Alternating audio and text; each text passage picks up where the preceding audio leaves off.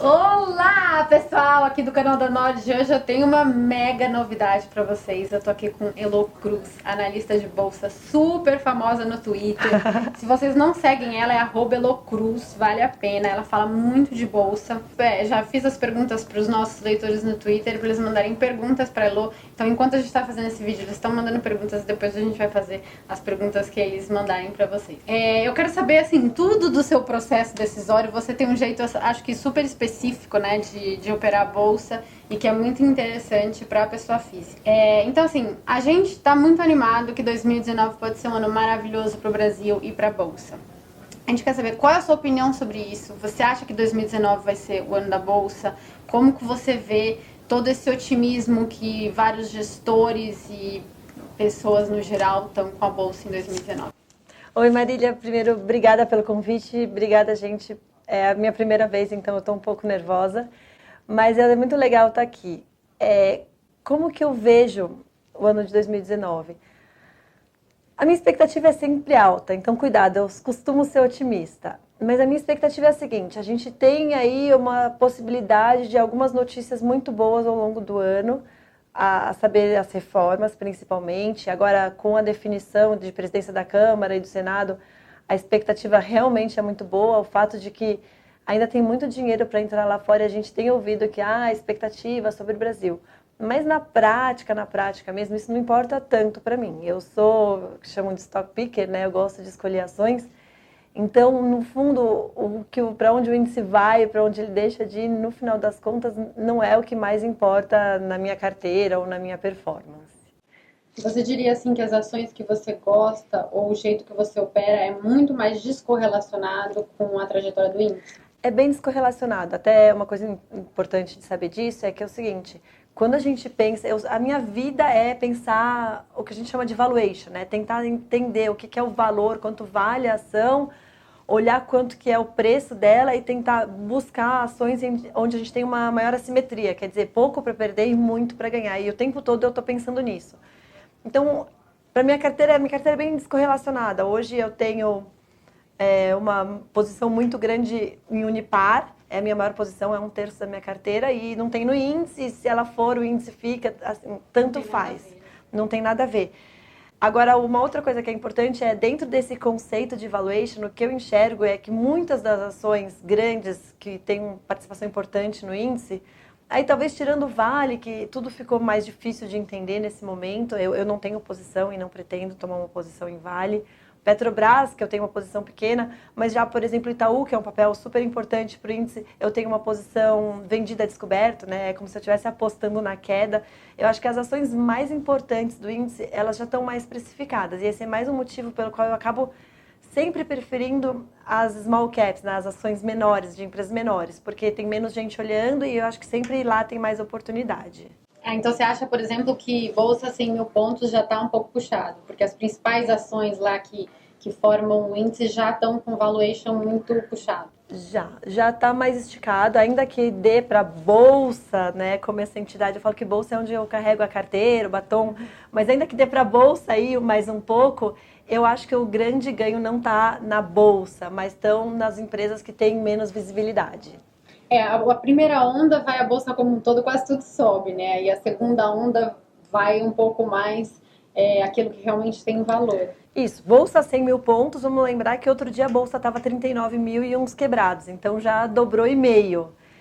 Já andou, não dá para dizer que não andou, então a expectativa realmente é essa.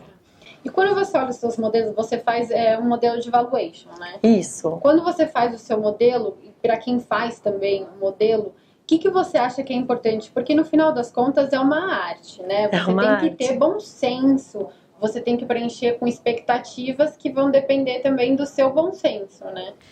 Eu acho que nessa questão de valor, se você não bota na conta e não bota no número, você acaba tendo muita subjetividade.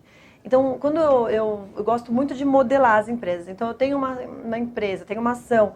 O que eu faço? Eu pego e simplifico o que a empresa é e coloco no Excel para tentar entender quanto que seria o valor, né? Eu gosto de fazer o valor pelo fluxo de caixa descontado, que foi aquela tecnologia que o da Modera ofereceu para gente. Mas a minha ideia justamente é entender e sensibilizar o que seria esse valor da empresa, porque o valor não é um número mágico, né? Em diferentes cenários, seja diferentes cenários de receita, ou diferentes cenários de margem, ou diferentes cenários de custo de oportunidade do dinheiro, né? A gente chama de taxa de desconto, mas nada mais é do que o seu custo de oportunidade. Então, quando a gente pega esse modelo, a gente olha e fala assim, não, o que seria um cenário otimista? O que seria um cenário pessimista? O que está no preço hoje? Às vezes é legal olhar justamente virar e falar assim, olha, por exemplo, uma ação que eu fiz um short que foi muito bom para mim no ano passado, Raia. O que estava no preço da droga Raia com a ação a R$90? Estava no preço que ela conseguiria crescer ao longo dos próximos anos os lucros dela em 60% ao ano. Aí você vira e fala assim, não é viável, logo o mercado em algum momento vai entender que está errado e o papel vai cair. Ao mesmo tempo, eu fiz um exercício, eu dou um curso e eu fiz um exercício com alguns alunos sobre Springs. Springs é Coteminas, né? É uma empresa que faz a sua roupa de cama da M. Martin, por exemplo. E a gente olhou e falou assim, não, existem vários cenários. Existe um cenário em que a ação pode valer R$5, se não, algumas coisas não acontecerem, algumas melhores não acontecerem. Mas existem cenários que a ação pode multiplicar por 3, 4, 5 vezes. E a ideia do modelo justamente é poder brincar com esses números. É poder sentir e saber o que precisa acontecer para a ação valer tanto mais ou tanto menos. Eu acho legal uma coisa que você falou, que é uma coisa que eu sempre tento passar também para os nossos leitores. Você não tem que montar uma carteira sabendo, assim, esperando que o cenário que você acha que vai acontecer, aconteça no futuro. Você tem que montar uma carteira entendendo que você não sabe o que vai acontecer. Não sabe. Que tem uma série de cenários possíveis e, na verdade, você quer maximizar a sua probabilidade, né? Exatamente. Até uma brincadeira que eu faço é que as pessoas acostumaram no mercado ao tal do target price, né? Que é quanto é que vale a ação. E a primeira coisa que eu gosto de ensinar para as pessoas é que, assim, toda vez que você perguntar para alguém quanto é que vale a ação, a pessoa vai falar um número qualquer, digamos 20. Aí você vira e fala assim, e quanto você tem de margem? Quanto você tem de crescimento de receita? Isso em que cenário, O né? que tem embutido nesse seu número? Porque as pessoas se preocupam tanto com esse número mágico, que às vezes o que eu acredito que é a receita não é o que você acredita. Então, às vezes vale a pena você ter o seu modelo para você olhar e falar assim, não, olha, ela acha que vale 20 porque ela acha que a receita cresce, digamos, 12% ao ano, mas eu não acho que cresce tanto. Mas aí você olha no seu cenário, de repente vale 15, a ação está 10, ainda é um bom negócio. É isso mesmo. É engraçado que funciona igualzinho na renda fixa, né? Você procura exatamente ver o que está no preço do mercado futuro e se você discorda ou não daquele cenário que o mercado colocou lá. Às vezes o mercado coloca um cenário muito otimista ou muito pessimista que pode acontecer, mas a probabilidade maior, de repente, de não acontecer. E aí você consegue ganhar dinheiro exatamente com essa diferença, né? Exatamente essa diferença.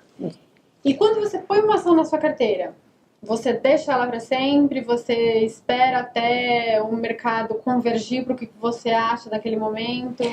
Eu sou o que eles chamam de Maria Comprinha. Então, naturalmente, eu costumo estar 100% comprada, ou atualmente mais ou menos uns 115% comprada, né? Às vezes eu faço termo, não tentem em casa, gente, eu sou profissional. Mas a ideia é justamente, eu olho e falo o seguinte, o que eu compro? Eu compro a maior assimetria que eu encontrar. O que quer dizer maior assimetria? É aquela ação que o tanto que eu tenho para ganhar é muitas vezes maior do que o tanto que eu tenho para perder. Ainda que eu tenho talvez uns 3 ou 4 papéis na minha carteira que o que eu tenho a perder é 100% do que eu tenho, porque, por exemplo, uma empresa em recuperação judicial, eu tenho isso na minha carteira. Mas essa daí eu acho que pode valer 20 vezes mais. Então, a história é sempre a assimetria. Um pouco é onde eu tenho conforto, então tem posições que me trazem mais conforto. Porque tem menos volatilidade de receita ou porque tem menos volatilidade de preço. Então, não o preço da ação, tá? Volatilidade no preço da ação é vida, né? Vol é vida. Sabe que eu mudei isso agora? Agora, valuation é vida e vol é oportunidade. Porque quando cai, você... Mas a ideia justamente o que eu olho, eu sempre busco a maior assimetria. Então, eu não, de jeito nenhum, eu não carrego a ação a vida inteira. Eu acho que se em algum momento o preço daquela ação passar o que eu acredito ser o valor justo, ou o meu cenário mais provável de valor justo, eu vendo. Na verdade, eu vendo antes disso. Assim, eu brinco que eu gosto de vender para quem pegar de mim e ainda ganhar um pouquinho de dinheiro. E eu vou estar sempre procurando uma oportunidade que seja mais assimétrica, que eu tenha mais a ganhar. Então, é difícil. Eu não me lembro de uma ação que eu tenha segurado até o que seria o valor justo. E eu tô sempre procurando. Eu não gosto da ideia de concentrar demais. Eu tenho 2 posições muito grandes. Pode falar? Pode falar. Que são uma posição em Unipar e uma posição, vamos dizer, somada entre JSL e Movida. Mas eu vou concentrar no momento em que, enfim, no caso da Unipar, ela cresceu sozinha na carteira, ela está multiplicada por 20, o patrimônio inicial.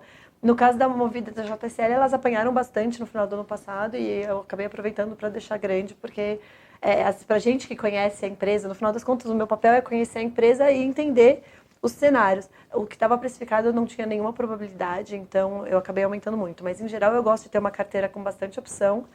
E à medida que eu vou vendendo alguma coisa, eu sempre tenho alguma coisa lá mesmo da carteira que eu gosto de aumentar. É mais ou menos assim que eu faço. E como o seu estilo é mais procurar essas grandes assimetrias, você vai mais para small caps, né? É onde tem ações que tem menos gente olhando e acaba sendo onde estão as maiores assimetrias. O institucional não consegue entrar, né, nas small caps, principalmente os bons institucionais, porque eles têm tanto dinheiro. Eles conseguem, mas é difícil. Eu acho que você olha uma empresa...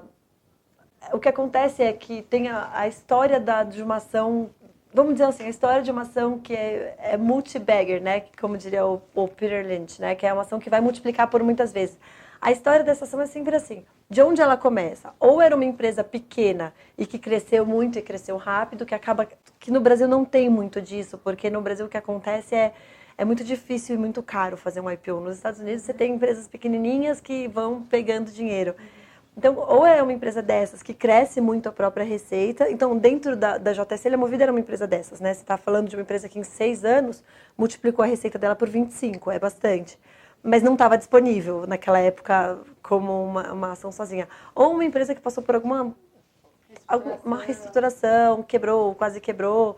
Então, o que vai acontecer? Em geral, o institucional ele não quer esse tipo de investimento. O que eu vejo é o seguinte, ele não quer esse tipo de risco também. É porque o passivo no Brasil também é um passivo menos estável, né? Eu acho que as pessoas não gostam muito de bolsa, a pessoa física, né? E quando vai para a bolsa, quer uma bolsa como se fosse ela renda fixa, né? E a brincadeira é justamente em cima de Itaú, né? Porque se você for olhar hoje, tem muito fundo com uma posição em Itaú. Eu tenho uma posição short, mas a maioria dos fundos tem uma posição, ou muitos deles tem uma posição long. Porque é o seguinte, se Itaú dividir por 2 a ação e o fundo performar mal, o cara vira e fala assim, poxa, foi Itaú. De muito pior, por exemplo, eu tive uma ação na minha carteira Triunfo, que caiu e chegou a dividir por 4 entre o high dela em 12 meses e aí, como é que o gestor do fundo explica para o cotista e para o alocador que, olha, não, o fundo caiu 10% no mês, como caiu no meu, porque eu tinha uma posição grande em Triunfo. Então, o que acontece é, com uma passiva é muito ruim, é muito difícil para os fundos. Então, a história é justamente, alguém descobre a ação, geralmente é a pessoa física que ganha aquela pernada grande, e aí alguns fundos, eles são aqueles caras que entram antes, e depois disso, quando vai entrar o fundo grande mesmo, é quando já tem no máximo 100, 120% a ganhar. Não, às vezes o papel já multiplicou por 3, 4, 5, 10 vezes. Elô, agora isso é um grande benefício do investidor pessoa física em relação ao investidor institucional, né? As small caps é aquele tipo de investimento que o pessoa física tem muito, assim, ele consegue pegar um preço melhor, porque ele vai ter um lote menor, né? Claro, depende da pessoa física, mas uma pessoa física normal. Ele vai ter um lote menor, ele vai conseguir entrar com mais agilidade, sair com mais agilidade, enfim. É um trade bom se a pessoa tiver estômago, né? Justamente, e até entrando na pergunta que é recorrente, que é justamente, quando é que você vai abrir seu fundo? Provavelmente nunca. Então, não tem essa expectativa. Vamos considerar que não nos próximos 2 ou 3 anos. Então, a gente já resolve as perguntas pelos próximos 2 ou 3 anos. Porque, justamente, o que eu acredito primeiro, onde é que eu sou mais feliz? Eu sou mais feliz investindo em small caps. Se o meu fundo não der certo, ele fica pequenininho e tanto faz se ele é aberto ou não. Uhum. Mas se ele não der certo, não faz sentido em si. Se ele der certo, minha cota histórica eu calculei esses dias, o fundo vai fazer 5 anos agora em fevereiro e dá uns 33% ao ano, sendo que em 2015 eu caí 30%. Mas assim, quem olha a renda variável tem que considerar esse tipo de coisa. Mas o que eu olho e o que eu realmente acredito é que investidor pessoa física tem sim uma vantagem competitiva grande. Não só porque ele consegue entrar em histórias menores, mas como ele consegue entrar antes. Então, se você vira e fala assim, a história de pegar a faca caindo. Pegar a faca caindo, uma coisa é a faca caindo em relação aos resultados da empresa. Outra coisa é a ação caindo. Uma ação caindo sem ter uma piora nos fundamentos, né? A gente chama as pessoas como eu de analista fundamentalista, porque você olha o fundamento. Então, uma empresa, uma ação que está caindo sem ter uma piora nos fundamentos é uma oportunidade. Isso vol é oportunidade, Não, e justamente. você não precisa pegar um ponto mínimo. Você tem tranquilidade como pessoa física de aceitar, esperar um pouquinho, ver a poeira baixar e continuar com a posição. O gestor, que às vezes tem controle de risco, tem toda aquela coisa Stop loss. Stop loss, que a gente brinca que o cara do risco é o zerador, né? O stopador, porque o cara do risco ele não tá nem aí, mas, pô, o Bruce sempre fala isso, né? Mas eu comprei uma ação que eu adorava, a ação caiu. Pô, então ela tá mais barata ainda. É a mesma empresa pela metade da liquidação. Exatamente. O que você faz? Se o carro que você quer comprar, de repente tá pela metade do preço, você deixa de comprar porque você stopa, você vende, enfim. Não faz sentido, né? É um jeito esquisito de operar. Mas no final das contas, a história é, além dele ter essa vantagem de ser pequeno e conseguir entrar, tem uma outra vantagem que é ele sente conforto. E aí, dentro, até assim, várias pessoas falaram, não, vem fazer isso, vem fazer research, vem... Não, o que eu quero fazer é uma coisa diferente, que não tem ninguém fazendo, que justamente é ensinar as pessoas a olharem direito e terem conforto na análise própria. Porque o que acontece é assim, você vê uma coisa caindo, você sabe o que está acontecendo na empresa, você conhece a empresa, você conhece o número, você tem confiança para aumentar na hora que caiu 50%. É mesmo. E aquela coisa que o Buffett fala que na verdade o mercado ele distribui o dinheiro, ele tira o dinheiro dos impacientes e dá para os pacientes, é isso. Tem três coisas que eu acho que fazem parte da vida de um investidor, né? Eu gosto de falar que o meu curso é um curso de transformação em investidor, que é um curso de análise fundamentalista, e o processo é justamente isso, você virar e entender o que é um investidor. O investidor é um cara que tem paciência, disciplina e entende um pouquinho de valor. E aí, com essas três características, não, mas o investidor tem que ser... Não, disciplina, paciência e valor. E aí você consegue virar e você consegue ter convicção no que você faz. Uma coisa super interessante, que eu venho do mundo institucional, eu trabalhei na Faria Lima há muitos anos, e agora eu virei totalmente para o mundo da pessoa física. E algumas coisas interessantes. O meu brainstorm ficou muito melhor, porque a pessoa física acha muito antes da Faria Lima as histórias. Eu vejo pelas ações que eu carrego... Faz aquela pergunta interessante, né? Simples e interessante. Simples e interessante. E tem alguns investidores, tem muitos investidores que são investidores profissionais na física só e não pegam dinheiro de outros. E você vê que alguns deles acham antes as ações e, no final das contas, a história de uma ação, que foi aquilo que eu comecei, é que você vai encontrar uma ação que está lá com algum problema, ela vai começar a apresentar alguma melhoria, eu gosto de entrar nessa hora. Então, ela já mostrou que o processo de turnaround, o processo de melhora dela está indo, e aí no que ela mostra, ela vira e fala, tá aqui a oportunidade. Geralmente a gente fala tá na bacia das almas. E aí a melhora vai começar a ficar consistente, vai entrar mais pessoa física, mais pessoa física. As casas de research independente, como vocês já começam a olhar. Falar, fazer barulho. E aí depois de um tempo é que vem as pessoas do institucional, inclusive assim, eu com frequência, primeiro foi Unipar, agora a JSL tem sido, com frequência, eu tenho tido reuniões com amigos meus de antes de eu ser mãe, né? Eu brinco que a vida é antes e depois da maternidade. Mas de antes de eu ser mãe, e virando, falando, Elô, vamos sentar, vamos explicar, vamos tomar um café. Então, no final das contas, o equity story, né? A história da ação, de todas as minhas ações da carteira, acaba sendo muito parecida. Legal. O Elô, e nos seus cursos, né? Ela dá uns cursos bem legais. Quem quiser saber mais sobre os cursos dela, @elocruz, né? No Twitter. E nos seus cursos, tem bastante mulher fazendo curso? Tem uma por turma. Sério? Às vezes duas.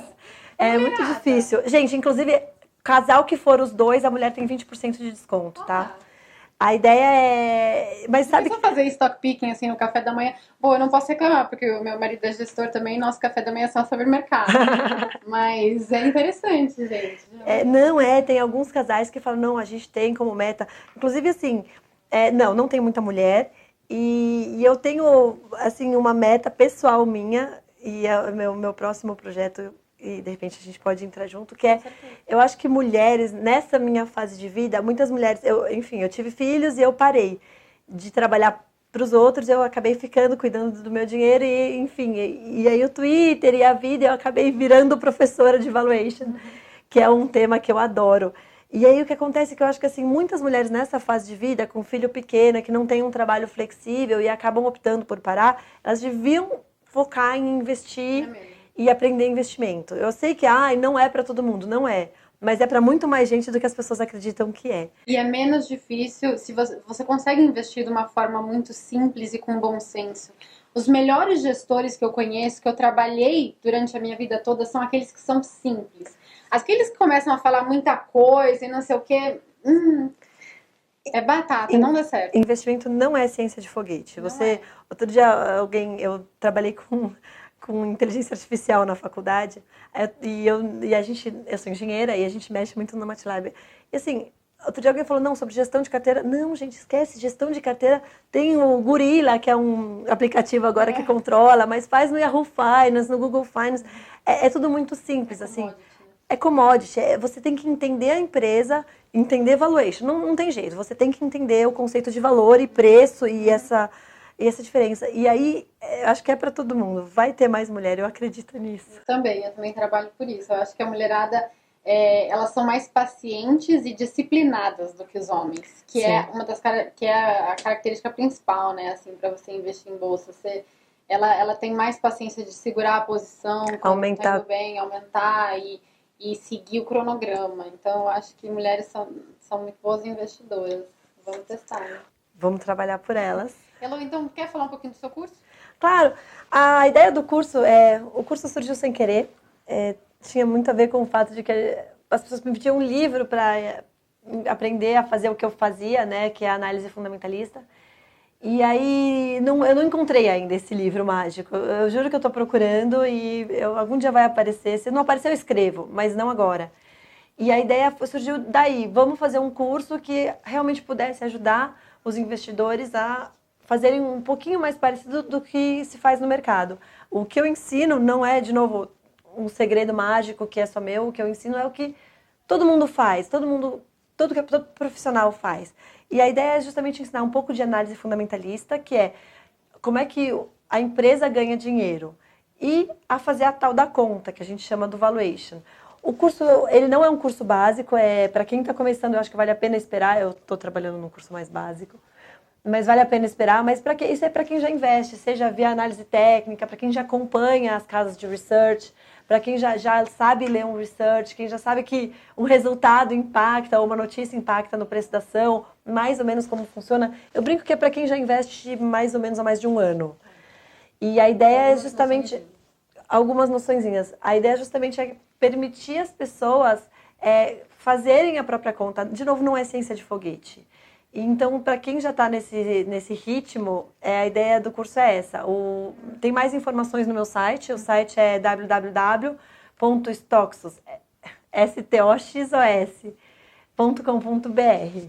Legal. Estão perguntando aqui se agora está na hora das small mid caps. Acho que sim, né? Eu acho que sim. Já foi muito do que as large caps podiam ir. Eu acho que elas ainda podem continuar andando. Eu acho que o índice pode continuar andando. Mas entre as small caps tem muita ação que tem 100%, 200% para andar. Legal. E estão perguntando a receita do pão de mel também. Eu consegui um pão de mel. Tá? A receita do pão de mel eu te digo. Pode? 3 xícaras e meia de chá de farinha, 1 xícara de chá de cacau em pó e assim por diante. E assim vai, gente, tá? É só pra quem convidar ela pra fazer um vídeo, né? Só pra quem convidar. É isso aí. Então tá bom, Elo, obrigada por você ter Obrigada, vindo, Marília, tá? foi um prazer. Sempre. E vamos estimular essa mulherada a investir, porque a mulherada tá Vamos tudo, estimular, né? A gente combina. Estamos otimistas com bolsa, né? Opa, sempre comprada. Eu quero ver o dia que eu achar que tá tudo caro. Já pensou? Não tô preparada. Aí a gente vai ter que repensar, né? Ai, quem sabe? Aí eu sei, então, tem mais filhos. Manda um short de índice na carteira. Vamos lá. Tá, Obrigada, gente. pessoal. Obrigada, Marília, pelo convite.